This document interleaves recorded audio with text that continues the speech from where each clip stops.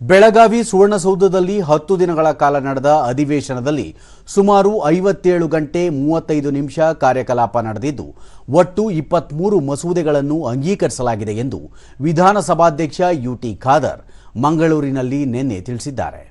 ಸುದ್ದಿಗಾರರೊಂದಿಗೆ ಅವರು ಉತ್ತರ ಕರ್ನಾಟಕದ ಚರ್ಚೆಯಲ್ಲಿ 39 ಸದಸ್ಯರು ಸುಮಾರು 17 ಗಂಟೆ 2 ನಿಮಿಷಗಳ ಕಾಲ ಮಾತನಾಡಿದ್ದಾರೆ. ಮುಖ್ಯಮಂತ್ರಿ ಅವರು ಉತ್ತಮ ರೀತಿಯಲ್ಲಿ ಸ್ಪಂದಿಸಿದ್ದಾರೆ. ಒಂದು ನಿಲುವಳಿಗೆ ಲಾ ಅಂಡ್ ಆರ್ಡರ್ ಮೂಲಕ ಗೃಹ ಸಚಿವರು ಉತ್ತರಿಸಿದ್ದಾರೆ. ಒಟ್ಟು 2109 ಪ್ರಶ್ನೆಗಳನ್ನು ಸದಸ್ಯರು ಕೇಳಿದ್ದು ಅದರಲ್ಲಿ 1750 ಪ್ರಶ್ನೆಗಳಿಗೆ ಲಿಖಿತ ಉತ್ತರ ನೀಡಲಾಗಿತ್ತು ಎಂದರು.